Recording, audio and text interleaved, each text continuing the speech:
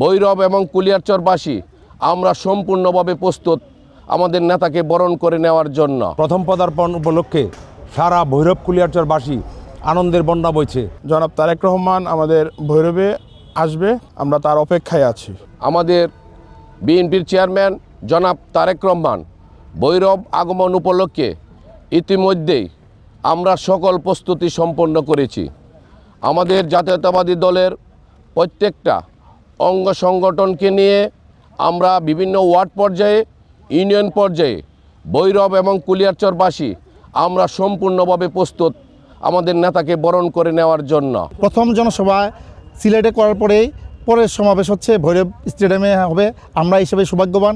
আমরা ভৈরববাসী ওনার কাছে আবেদন এবং নিবেদন করব যে ভবিষ্যৎ যে প্রধানমন্ত্রী তারেক জিয়া হবে, ওনার কাছে আমাদের নিবেদন যে বাংলাদেশের এবং ভৈরবের যে ব্যবসাবান্ধব পরিবেশ যাতে ঠিক থাকে এবং টোটাল 1.5 বছর ধরে যে এই সরকার যে সরকারি আছে এই সরকারে কিন্তু ব্যবসাবান্ধব পরিবেশ ঠিকমতো আমরা ব্যবসা বাণিজ্য করতে পারছি না।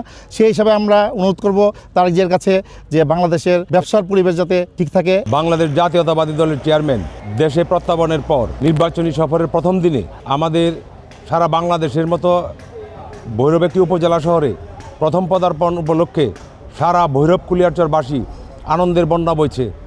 সকল নারী পুরুষের মনে একটি কথা, আমাদের আগামী দিনের প্রধানমন্ত্রী, আগামী দিনের দেশনায়ক, রাষ্ট্রনায়ক জনাব তারেক রহমান ভৈরব স্টেডিয়ামে আসছে। আমরা আশা করছি ভৈরব স্টেডিয়ামে 60-70 হাজার লোক ছাপিয়ে সমস্ত রাস্তাঘাট এবং হাজী আসমত কলেজ মাঠও জনসমুদ্রে পরিণত হবে। সারা ভৈরবে হই হই রই রই ব্যাপার। জনাব তারেক রহমান সাহেব প্রথম সফরেই একটি উপজেলা শহর ভৈরবে আসছে।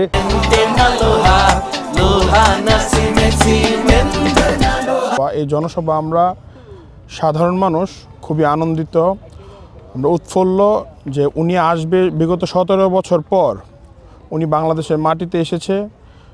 ওনার স্বদেশ প্রত্যাবর্তনের পরে এই প্রথম এত বড় একটি জনসভা হতে যাচ্ছে। সেই বিষয়ে আমরা ভৈরববাসী, সাধারণ জনগণ সহ কিশোরগঞ্জ জেলার সবাই আমরা খুবই আনন্দিত। আমরা অধীর আগ্রহে অপেক্ষা করছি। জনাব তারেক রহমান আমাদের ভৈরবে আসবে, আমরা তার অপেক্ষায় আছি।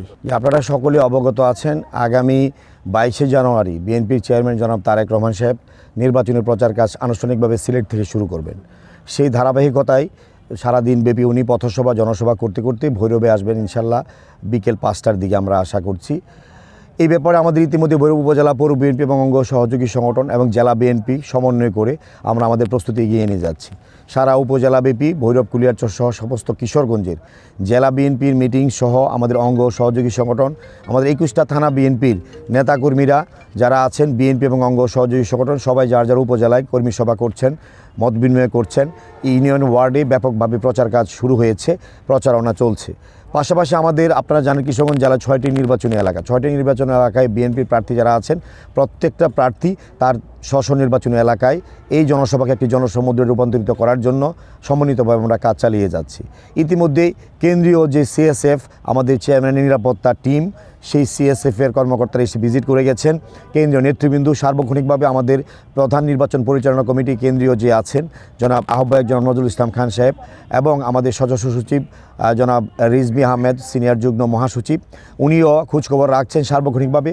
আমাদের চেয়ারম্যানের কার্যালয় গুলশান অফিস থেকে সার্বক্ষণিকভাবে আমাদের বিভিন্ন যে উপকমিটি আছে আমাদের এবং চেয়ারম্যানের দফতর থেকে সার্বক্ষণিক খোঁজখবর রাখছেন। আমরা আশা করছি ইনশাল্লাহ আমাদের প্রস্তুতি চলছে। এই প্রস্তুতিটা ধারাবাহিকভাবে ইনশাল্লাহ আমরা 21 তারিখে রাতের মধ্যেই সম্পূর্ণ করে ফেলব। আপনারা লক্ষ্য করছেন আমাদের ডেকোরেটরের কাজ চলছে, আমাদের যে সাউন্ড সিস্টেমের যে মাইকের কাজ সেগুলো চলমান আছে।